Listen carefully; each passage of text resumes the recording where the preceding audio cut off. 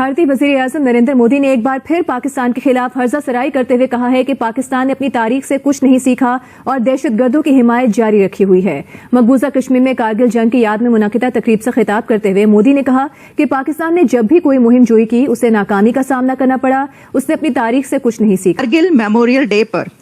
India کے prime minister Narendra Modi صاحب نے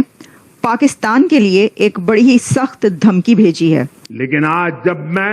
اس جگہ سے بول رہا ہوں جہاں آتنک کے آقاؤں کو میری آواز سیدھے سنائی پڑ رہی ہے،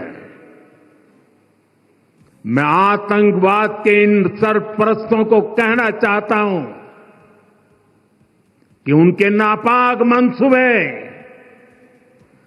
کبھی کامیاب نہیں ہوں گے۔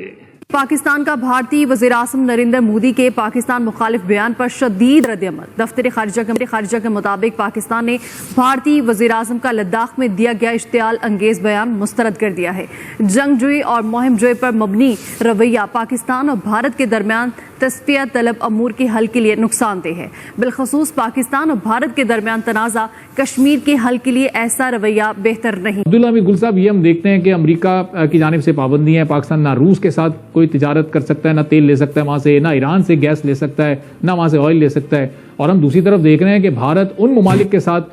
بڑی بڑی ڈیلز کر رہا ہے جن پر امریکہ نے خود پابندیاں لگائی ہوئی ہیں۔ تو یہ دورہ معیار اب بالکل بے نقاب ہو چکا ہے۔ ہم لاتے ہیں ٹاک شوز اور انلمیٹڈ انٹرٹینمنٹ صرف یوٹیوب پر۔ اگر آپ نے ابھی تک ہمارا چینل سبسکرائب نہیں کیا تو ابھی سبسکرائب کریں اور بیل آئیکن کو کلک کر کے ہماری لیٹسٹ ویڈیوز کے بارے میں اپڈیٹ جانیں۔ پاکستان نے 26 جولائی کے بھارتی وزیر اعظم کے جنگجو بیان کو مسترد کر دیا۔ ترجمان دفتر خارجہ ممتاز زہرا بلوچ کا کہنا ہے کہ بھارت کو غیر ملکی علاقوں میں ٹارگیٹ قتل، تخریب کاری اور دہشت گردی کو منظم کرنے کی اپنی مہم پر غور کرنا چاہیے۔ پاکستان نے اتیت میں جتنے بھی دشپریاس کیے اسے منہ کی کھانی پڑی ہے، لیکن پاکستان نے اپنے اتہاس سے کچھ نہیں سیکھا ہے۔ بالکل ایسا ہی ہے، پاکستان نے انتہائی سخت رد عمل ظاہر کیا ہے نریندر مودی کے بیان پر، جو کہ آج انہوں نے لداخ میں دیا، اور اس میں انہوں نے کافی زیادہ ہرزہ سرائی کی، لیکن دفتر خارجہ نے بالکل انہیں اسی ٹون میں جواب دیا ہے جس کے وہ مستحق ہیں، اور پاکستان نے واضح کیا ہے کہ جو اس قسم کا جو ریٹرک ہے انڈین لیڈرز کا، یہ پاکستان اور انڈیا کے درمیان دو طرفہ تعلق کا، دو طرفہ جو تصفیہ طلب امور ہیں جو کہ بہت عرصے سے تصفیہ طلب ہیں بشمول مسئلہ کشمیر، ان کے سولوشن کے لیے یہ بالکل بھی مددگار ثابت نہیں ہو سکتا۔ دورہ معیار کب سے بے نقاب ہے؟ دیکھیں، ایک تو بات یہ ہے کہ جب امریکہ کے کلب میں گیا بھارت، اور اس کے بعد پھر اس نے جو کچھ بھی کھیلنا شروع کیا، اور لیکن اس سے پہلے بھی وہ ایران کے ساتھ ایک بڑی تجارت کر رہا تھا، اور ان کا تیل کا ایک بڑا حجم جو ہے وہ ایران سے آتا ہے، اور باوجود اس کے کہ ایران کے اوپر تو بہت سخت پابندیاں ہیں، وینیزویلا پہ تو اس انداز میں نہیں ہے، اس کے اندر اتنا منافقانہ رویہ کیوں ہے؟ امریکہ جو ہے وہ وہی جو ہیومن رائٹس کی باتیں اسرائیل کے حوالے سے ہوتا ہے وہاں اس کو اکثر مسترد کر دیتا ہے، وہاں اس کو کوئی ہیومن رائٹس وائلیشن نہیں نظر آتی، وہاں جو تمام دنیا کے لوگ جو کہ کبھی بھی کسی ریڈ کراس کی بلڈنگ کے اوپر یا یو این کے لوگوں پہ یا صحافیوں پہ نہیں حملہ کرتے، تو اس ٹائم پہ 367 جو یو این کے لوگ ہیں اہلکار، وہ اس ٹائم پہ غزہ کی جنگ میں جو ہے وہ اسرائیل نے مار دیے۔ تقریباً اسی طریقے سے 200 سے اوپر جو صحافی ہیں ان کو بھی وہ جو ہے اسرائیل نے مار دیا، لیکن امریکہ خاموش ہے۔ لیکن دوسری طرف جو ہے اگر کسی جگہ ایک جانور کی کوئی گڑبڑ کر دی جائے تو امریکہ کو پیٹ میں مروڑے اٹھنے شروع ہو جاتے ہیں۔ امریکہ کی پابندیاں ان لوگوں کو لیے ہوتی ہیں جو ان کی پابندیوں کو مانتے ہیں، جو لوگ ان کو جوتے کی ٹھوکر کے اوپر رکھتے ہیں تو وہ کامیاب رہتے ہیں۔ بات دیکھنا یہ ہے کہ امریکہ آپ کو کیا دے رہا ہے۔ ابھی جو پچھلے دور میں ہم نے پی ڈی ایم کے اندر دیکھا کہ شہباز شریف صاحب جو ہے اور آرمی چیف ہمارے جنرل عاصم منیر صاحب وہ وہاں بلوچستان کے دورے پہ گئے، اور جو ایران کے آن جہانی صدر رئیسی صاحب تھے وہ رئیسی صاحب بھی وہاں تشریف لائے۔ نتیجہ یہ نکلا کہ ہم نے ایک تجارتی منڈیاں جو ہیں وہ بارڈر کے اوپر قائم کی، اور 105 میگا واٹ کا بجلی کا منصوبہ جو ہے وہ بھی ہم نے ان سے تربت میں لگوایا، اور ان کے ساتھ ہم بجلی ابھی بھی لے رہے ہیں فی الحال۔ تو مقصد یہ ہے کہ آپ نے ایک پابندی کو جو ہے وہ پامال کیا تو آپ باقی پابندیاں بھی پامال کر دیں۔ ملیحہ صاحبہ، بھارتی وزیر اعظم کا یہ کہنا پاکستان کے اوپر الزام لگانا کہ دہشت گردوں کی حمایت جاری رکھے ہوئے ہے پاکستان، حالانکہ پاکستان نے دہشت گردی کے خلاف جنگ میں بہت زیادہ نقصان اٹھایا ہے۔ آپ کیا کہتی ہیں مودی کے انتہا پسندانہ رویے کے حوالے سے خطے میں امن و استحکام تو پھر نہیں آ پائے گا اگر یہی رویہ جاری رہا تو؟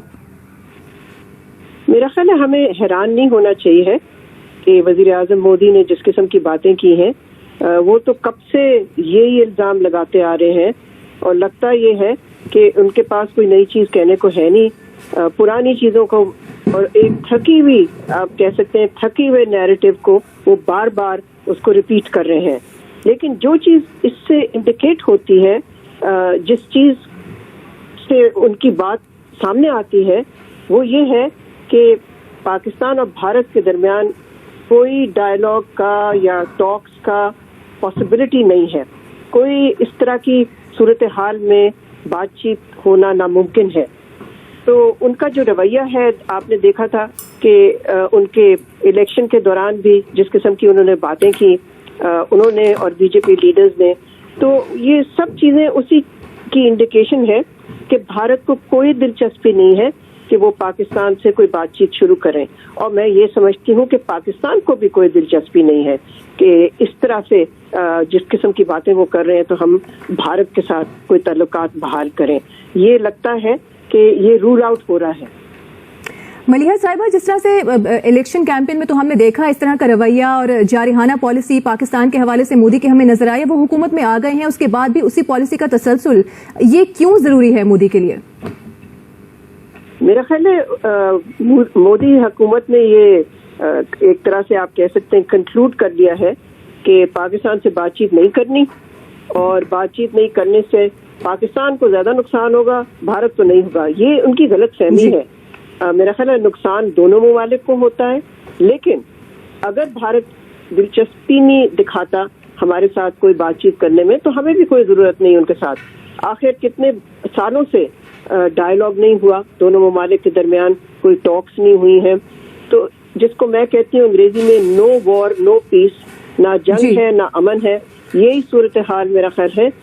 چلے گی ابھی۔ خزانہ وہ چاہیے جو پاکستان کے مفاد میں سوچے، جو کہ آئی ایم ایف اور ورلڈ بینک سے بہتر نیگوسیشن کی بات یہاں نہیں ہو رہی۔ پاکستان اپنی معیشت کے حالات بہت بہتر کر سکتا ہے اگر ایران سے وہ تیل لے، اگر ایران سے گیس لے، ایران سے بجلی لے، یعنی کہ بجلی کی قیمت اگر آپ کو 5 روپے فی یونٹ پڑ رہی ہے تو آپ کو کس عقل مند نے مشورہ دیا ہے کہ آپ جو ہے اپنی بجلی وہاں سے نہ لیں؟ آپ کو 16 روپے پہ اگر پیٹرول مل رہا ہے تو آپ کیوں نہیں لیتے؟ اگر آپ کو جو ہے وہ 550 گنا گیس کی قیمت میں جو ہے وہ کمی آ جائے گی اگر ایران سے لیں تو آپ کو کس نے منع کیا ہے؟ اور پھر وہ یہ بھی یہاں بات ختم نہیں ہوتی، وہ کہتے ہیں بارٹر ٹریڈ کر لیں، مال کے بدلے میں مال لے لیں۔ اس سے پاکستانی تجارتی حجم جو ہے ایک اندازے کے مطابق پہلے سال 15 سے 20 ارب جو ہے وہ ڈالر، یعنی کہ 15 سے 20 بلین ڈالر جو ہے وہ بڑھ سکتا ہے، لیکن ہم وہاں تجارت کرنے کے لیے تیار نہیں۔ عبداللہ صاحب، یہ ظاہر ہے پاکستان کی حکومت اس معاملے میں سنجیدہ کیوں نہیں ہے؟ میں ذرا واپس آپ کی طرف آتا ہوں۔ عبداللہ صاحب، یہ بتائیں کہ یہ جو امریکہ کا دباؤ ہے، جو یہ پابندیاں ہیں، یہ مجبوری ہے پاکستان کی یا پھر یہ پاکستان کی کمزوری ہے؟ یعنی آپ کو یہ ویڈیو کیسا لگا کمنٹ باکس میں ضرور لکھیے، اس ویڈیو کو لائک کیجیے، شیئر کیجیے، سبسکرائب کرنا نہ بھولیے آپ کے چینل EFC.Z کو۔ ملتے ہیں اگلی ویڈیو میں۔ جے ہند۔